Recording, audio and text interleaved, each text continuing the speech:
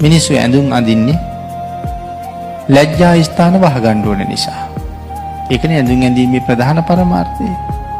සමහර වෙලාවට අපේ දරුවෝ පාරේ බහැලා යන හැටි දැක්කහම ඇඳුම් අඳින එකේ පරමාර්ථයවත් ඒගොල්ලෝ දන්නේ නැද්ද කියලා හිතෙනවා.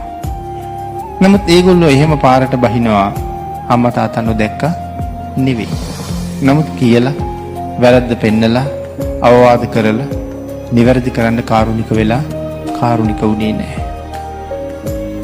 අවීචියේ තියෙනවා එක නිරයක්. අවීචිය කියන මහ නිරය ඇතුලේ කාමරයක් වගේ තැනක් තියෙනවා වෙනම. අවීචිය ඇතුලේම වෙන් වෙලා. ඒ මොකක්ද කියලා සඳහන් කරනවා ඒ නිරයට කියන්නේ පහස නිරය කියලා. මේ වත්‍රි පිටකයේ තුල තියෙන අපූර්ව කාරණා. නමුත් අද සමාජය ඒ තරම් පිළිගනීද දන්නේ නැහැ. නමුත් මේ කරුණු සමාජයට ඍජුවම එළියට එන්න කාලවකවානුව ඒවි.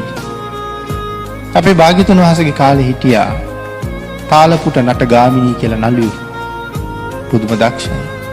එයාගේ නර්තන හැකියාව පිළිබඳව පිටකේ වෙනම පැහැදිලි කරනවා. මේ ගාමිණී සාමාන්‍යයෙන් නර්තනයක් ඉදිරිපත් කරන්න එයාට නිලියෝ 1000ක් විතර අවශ්‍යයි. 1000ක් දෙනා අවශ්‍යයි. නිලියෝ 1000ක් එක්ක එක හරියට නැටුම් ඉදිරිපත් කරන්න මේ ගාමිණීට පුළුවන්. ඒ තරම්ම දක්ෂයි.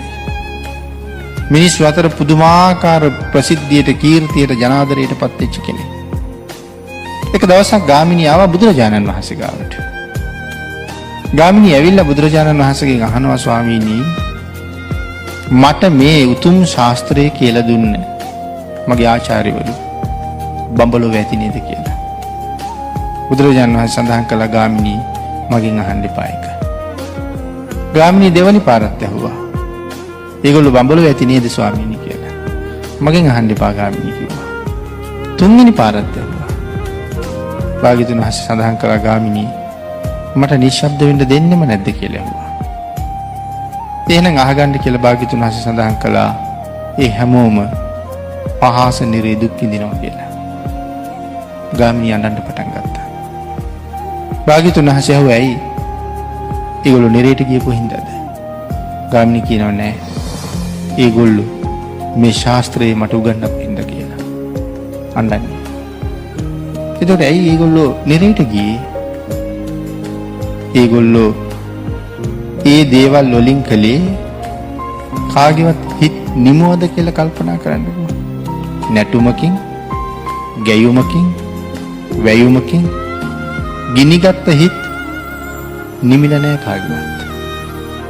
මිනිස්සු හැම වෙලාවෙම රාග ගින්නෙන් පිච්චෙනවා. අර නැටුමින් උනේ මේ රාගයට තව පිදුරු දාපු එක. අපි අහන ගීත වලින් වෙලා තියෙන්නේ ඒකමයි. යට ගියපු රාගය උලුප්පනවා. තිලිප්පිලා තියෙන රාගය වැඩි කරනවා. සමහර ගීතයක් අහලා මිනිස්සු මොනතරම් සමාජ දූෂණ කළාද? ගීතයක් අහලා. ඊට අනුව කටයුතු කරන්න කී දෙනෙක් පෙළඹුණාද? එහෙනම් මිනිස්සුන්ගේ ස්වභාවයෙන්ම තියෙන මේ රාගය, කාමය, ද්වේෂය වගේ දේවල් ඉස්මතු කිරීමයි කළේ.